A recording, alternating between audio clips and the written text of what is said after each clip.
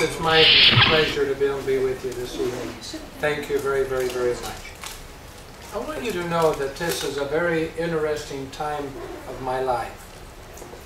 I've had an opportunity to become very interested in the political arena. Ever since I came back from Vietnam a number of years ago, I've been very much involved in the political arena. And it's been a very, very interesting time for me to see what is happening as we have changed the vocabulary that we're using in elections from what we used to have. It was back in the 1970s when we were coming through the Vietnam War and the closing down of that war. It really wasn't a war, it was called a police action. For me, they were shooting at me, I called it a war. But it was interesting to watch. They introduced a brand new term into the political arena. And it was a group of individuals that were burning the flag because they said they loved America. Or they were involved in going out and burning down cities. We had 128 cities on fire in 18 months. They were doing that because they loved America. And when I would visit with different people, I would say, how can you love America and burn the flag, that type of thing? What are you against? They said, we're against the system or the establishment. And I'd say, what is the system? We don't know. What are you going to replace it with? We don't know, but anything better than what we've got. And they introduced a word, change. And from then to now, every election is built on that word, change. So I've got a bumper sticker I'd like to recommend that they use now in the political arena. Vote for me for a change and a rest. You keep the change, I'm taking the rest. Because that's about all we're going to have left. Maybe is a little bit of change. The problem that I'm finding, however, is a blame game. I listened to it last night. I listened to it all over America. And everybody is in a blame game without being able to identify what the problem is. Especially when we have individuals that are saying what President Obama is doing is not constitutional. And I say, what are you talking about? Well, it's not constitutional. And I said, what part? What part of the Constitution is being violated by what he's doing? They all say, well, limited government. I'll say, where's that in the Constitution? Well, everything's against the Constitution. One of the things that I had to learn when I started traveling around the country talking on the Constitution is we don't have the Constitution we used to have. What they did in the Constitution is they put Article number 5. And that's one of the most misunderstood parts, especially around those of us that are, quote, conservative. Because we don't understand what happened. So please jot down this reality. Every amendment passed becomes part of the Constitution itself. Every amendment. And the last amendment passed always supersedes all the other amendments in front of it. Now, when the Founding Fathers put the amendment process in, they used two words. That what we'll be doing is for us to be able to improve and perpetuate. Knowing those two, how do you change the Constitution and still perpetuate it? You cannot. The basic purposes of the Constitution were supposed to be maintained. That was their goal. But in reality, whatever we want, we get. The founders got that from the Bible.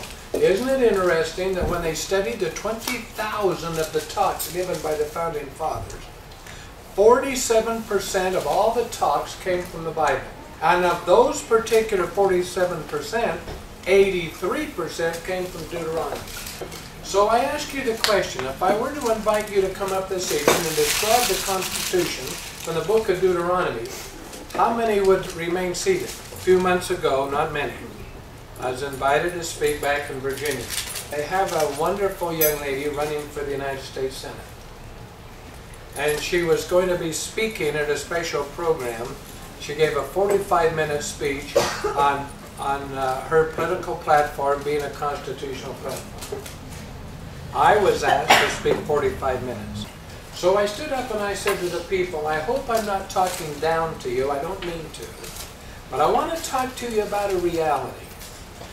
And so I want to call up different ones of you to come up and let us have you represent different parts of the Constitution.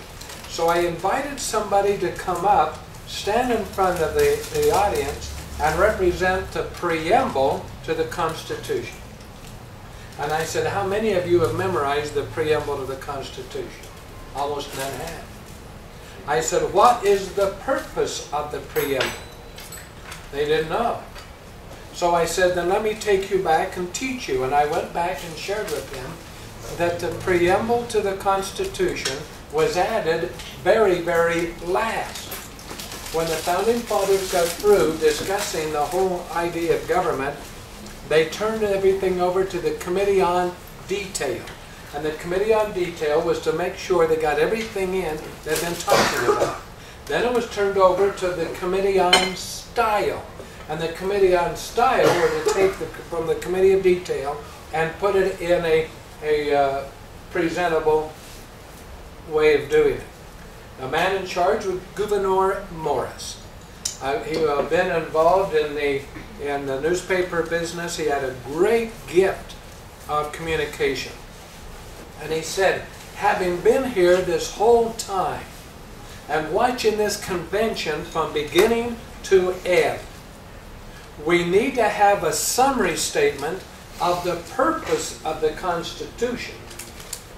And the summary statement needs to be used for two things. One, to guide the legislature, to guide the courts, and at the same time it will remind the people. The preamble lists the 6 purposes of government.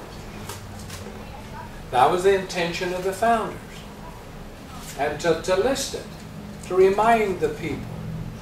So that became the first part, because the government was to be limited. And so what it became then is a statement of the 6 purposes. I had another person come up and represent the Constitution itself. And I shared with the people, the Constitution has 7 articles. Yeah, that's right. And it lists the purpose of government. And it shows that the Founding Fathers assigned to the government 20 duties. That was it.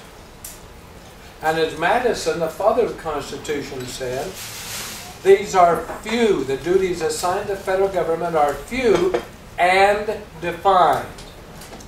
That was the Constitution.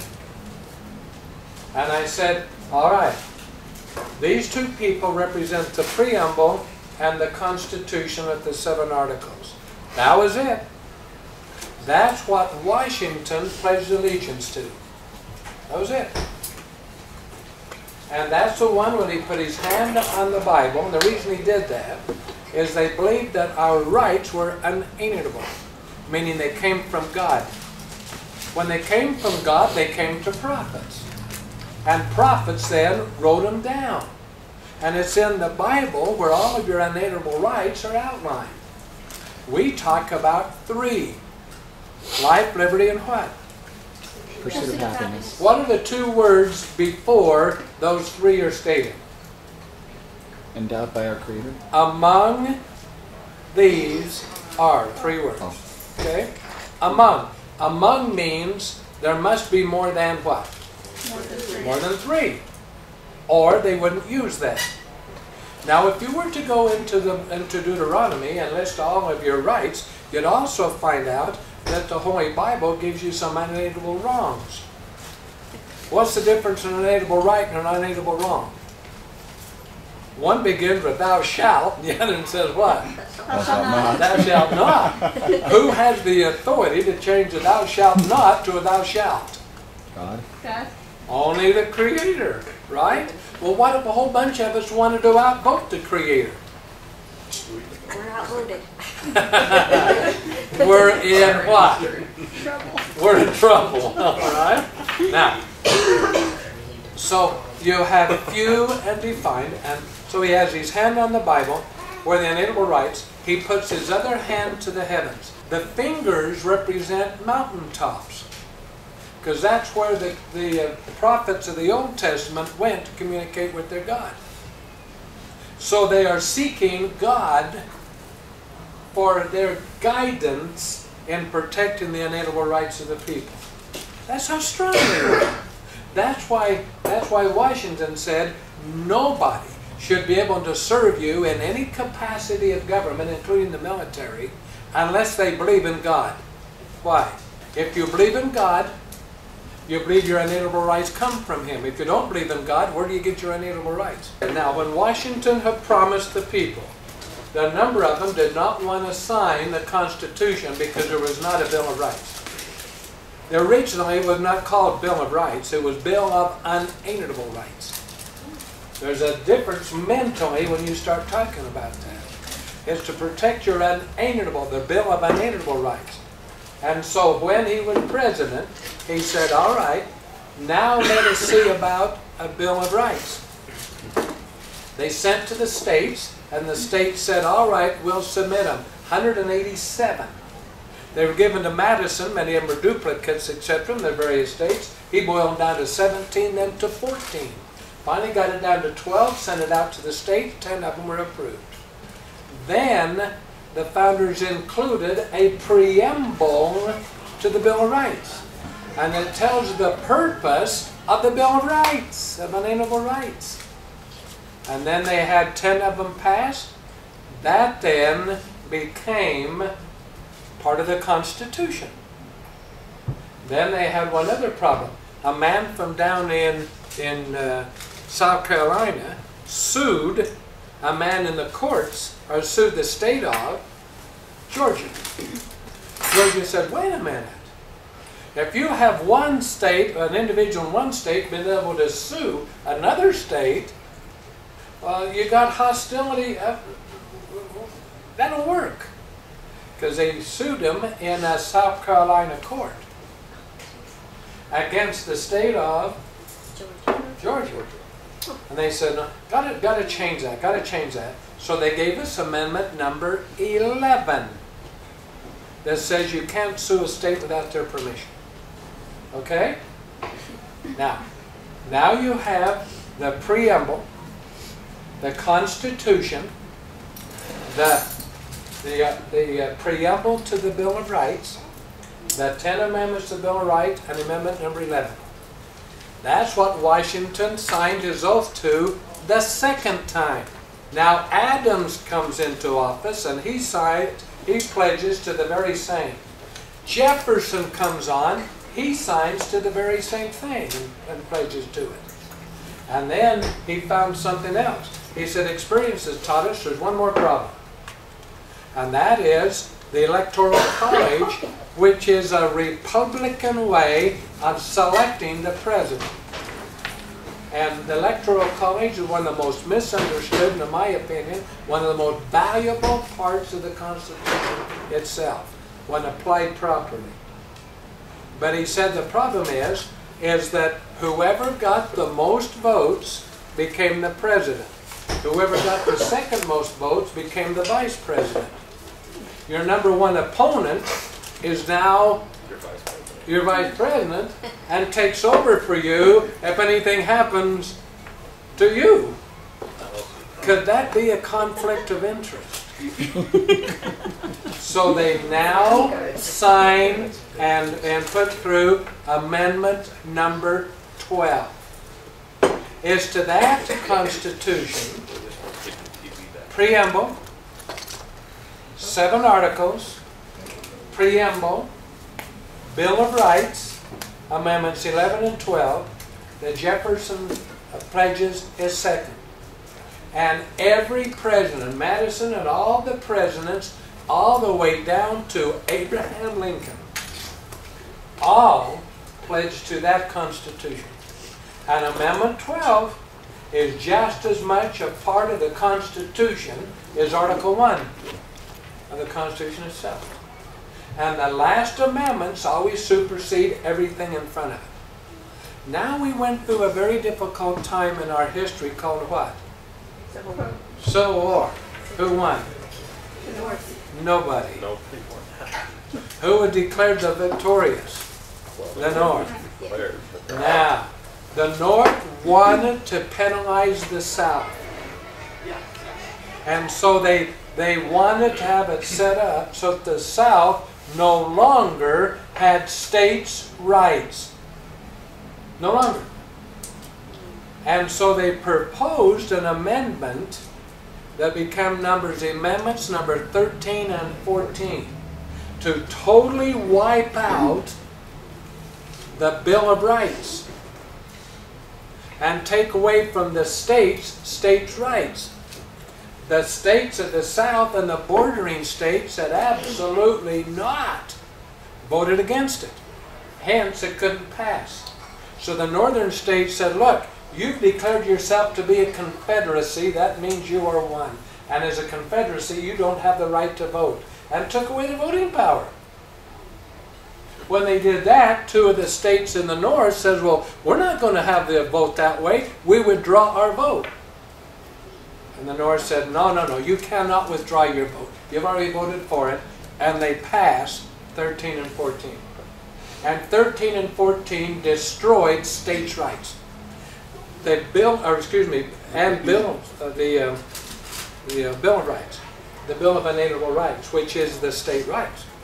Because in that, the 10, 11, and 12 amendments said, Congress makes no law having anything to do with at all, respecting.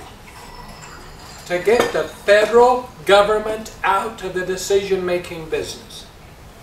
13 and 14 comes back and says, no, no, no. The states no longer can decide anything pertaining to your unalienable rights. No, states can't do that anymore. The federal government will now define all of your unalienable rights. Instead of looking to the Creator for a definition, we now would be looking to the federal government for a definition. Instead of going to the Bible and the Creator to have Him define family and marriage, it will be the Supreme Court that will define that. And completely stop the effect of the Bill of Unalienable Rights. Then they come in with 15. Then they come in with 16. And the 16th Amendment says, we will give the authority to the federal government to tax people directly. Prior to that, they would make the federal government would determine the budget. Then they would say to the state, if it was still in effect, they'd say to Utah, Utah, you have 1% of the population of the United States. So Utah legislature, you need to come up with 1% of the budget. You follow me? And however Utah wanted to do it, Utah could do it. If we wanted to sell shale, oil shale, we could. If we wanted to sell fish out of the river, we could. Whatever we wanted to do, it was up to each state to determine that. The 16th Amendment said, no, no, no, no, no. The states no longer can do that. We're going to give power to the federal government to jump across the states and come directly into the homes directly with no protection at all from the state.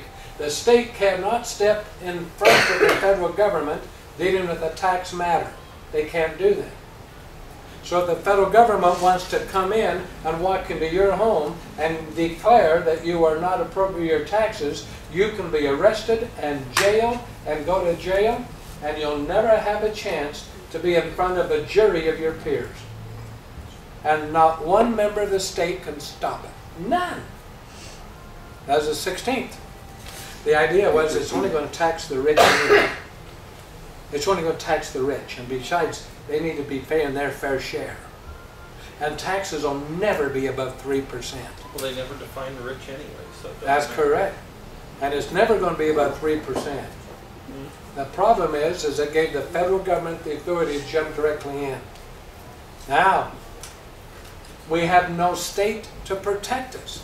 But we said at least we have our senators can veto, because they have the power to veto the laws and they represent the states. So we passed Amendment what? 17. And 17 took away the selection of the senators by the states. This destroyed checks and balances and blew apart our republic. Well, no, we want the people selecting the Senate. What are you talking about? The people already did.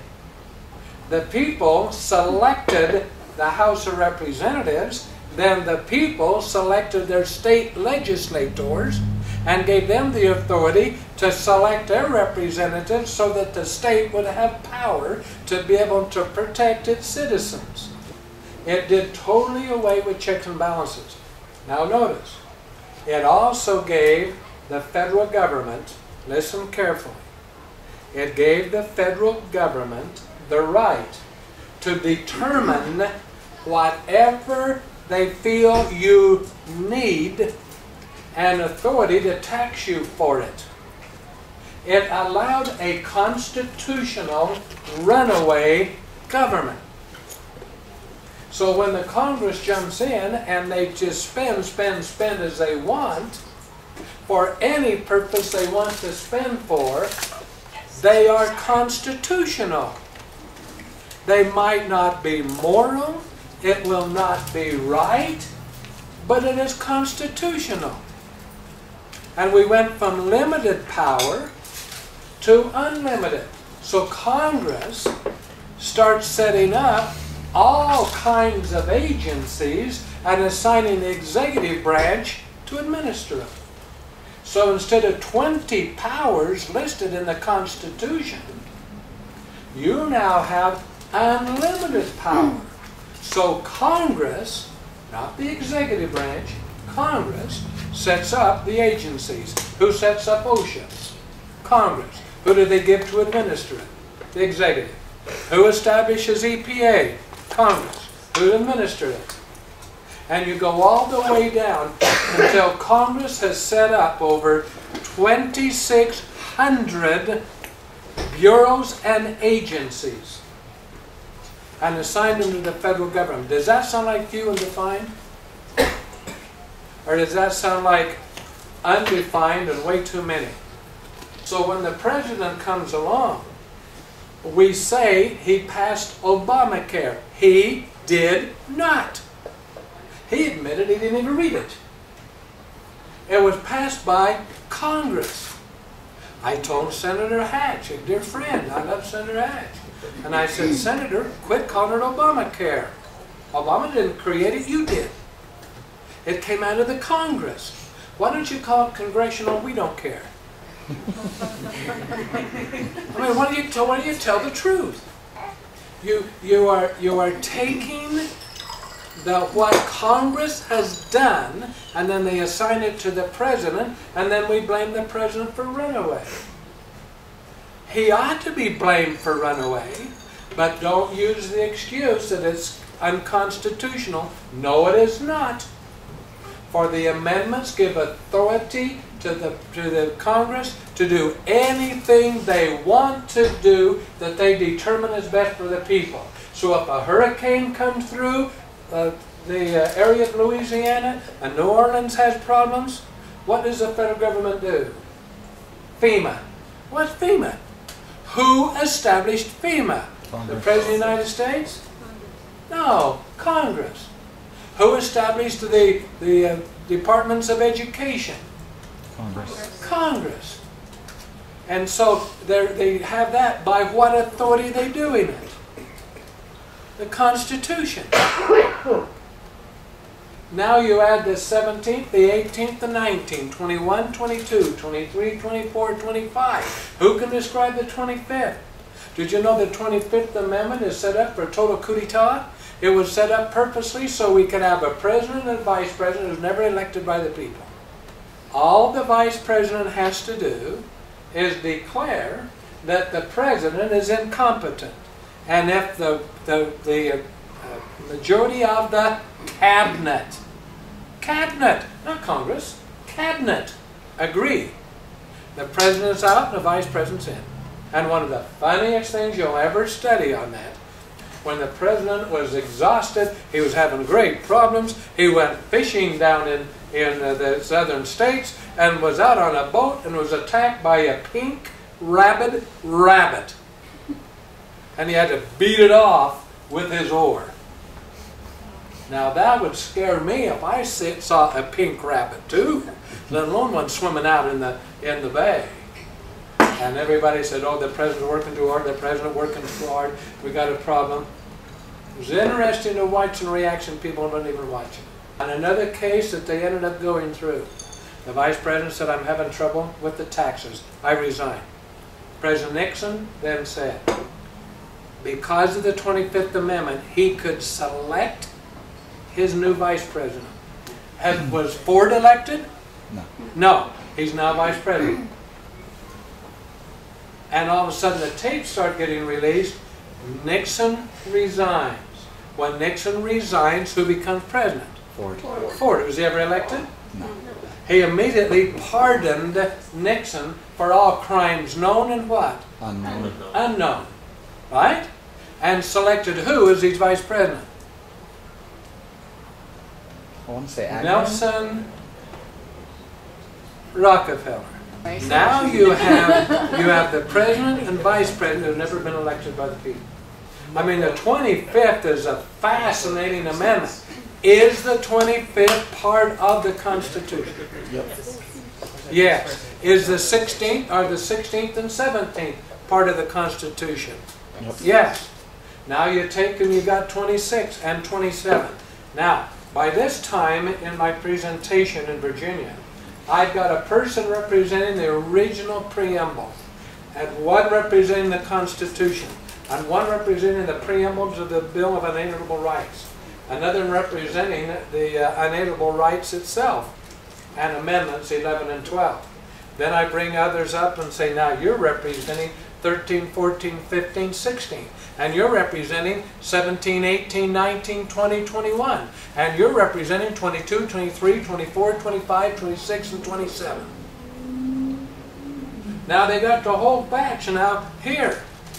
But I separate them. And I have a separation between amendments number 12 and amendments 13 to 27. And then I said, look at the difference of that Constitution that we were originally given by the founders and this Constitution we now have. I then invited this wonderful young lady to walk with me down into the audience. I said, come with me, my dear.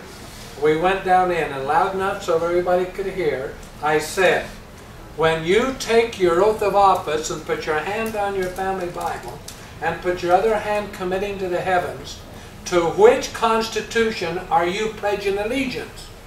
And so I'm putting your oath of office to this one or to this one? To this one that is federal government, few and defined, clearly explained, or this one that they can do anything they want to do and make you pay for it whether you want it or not.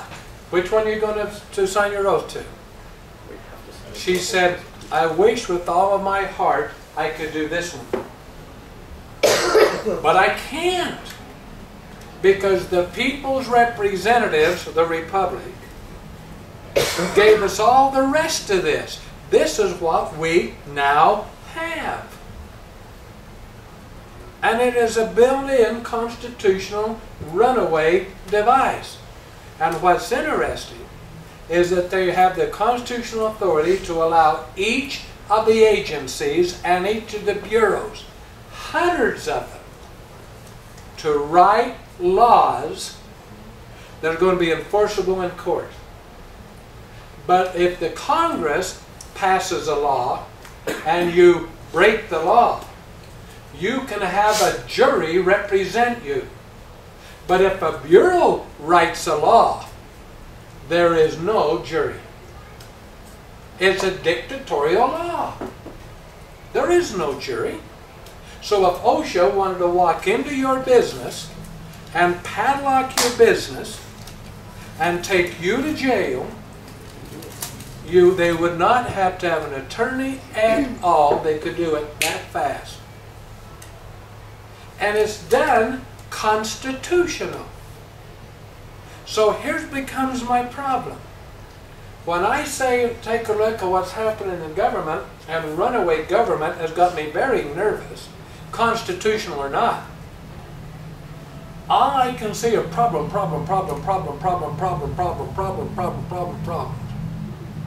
I mean, if we were to start listing all the problems we have in America today, how many of you would have a list of at least 3? 100. Right? Now, if you solve one of the problems, what do? They get a new one. They create 5 more. Is that not true? And when we fought to stop the Equal Rights Amendment from being passed as an amendment, yay, we won! Yay, we won! They took it apart, brought it in through the bureaus and agencies, etc. You got the Equal Rights Amendment. You got the whole thing. And the states can't stop it. And before, where the states could say to their senators, you like your job? Yeah. You want to keep them? Yeah. You want to never have it again? Yeah. Then get back and veto that's interfering with the state. And you had what was called checks and balances. Now our governor goes back with his hat in his hand and says, we don't want money for no child left behind. What do they say? Tough, you're getting it anyway. Well, we're not taking it. All right, we'll give it to the bureaus and that till we got working within your education. We will create jobs within your own state government, and next year you'll get no money and you'll have to pay for the jobs. And so we said to they said to our governor, you take the money or we'll just spend it anyway and we'll commit your budget from now on. And now you have the governor saying, give us some money so we can spend it in ways that does not commit us for every year from now on. So we ended up doing what? Taking the No Child Left Behind money. And as they come in and do this over and over again, we're trapped. And so we solve this problem, they create 5 more. They solve that one, we create 5 more. Let me tell you what we got to start doing. We got to be smarter than that. And you young Republicans have got to help lead the way. Join with the Restoration generation that Jackie and them have got on the Constitution and start looking at this. Don't ignore the problems. Study them, know them, then categorize them. And ask yourself the question, what part of the Constitution has been broken that allow all of those particular problems to exist? Then focus on healing the Constitution itself, and it wipes all those out. Then take your next batch of problems. What part of the Constitution has been broken that allow those to happen? Heal the Constitution and wipe them out. And one of the things that we go through, there's a plan put together to go through by the Thomas Jefferson Center for Constitutional Restoration that lists 49 things that need to happen. You can heal America within 3 years. You can wipe out the $17 trillion debt in a matter of months without raising 1 dime taxes. You can eliminate this entire runaway nonsense and get back to the original Constitution. But to do it, you're going to have to pass some amendments, because each amendment is part of the Constitution. And if you want to get rid of an amendment, you pass another what? Amendment. If you want to repeal prohibition, you pass an amendment to do away with it. You follow me? The only way you'll ever be able to heal the Constitution and heal America is pass amendments number 29, 28, 29, 30, 31, 32, and 33. And if you'll do that, America is back to the original.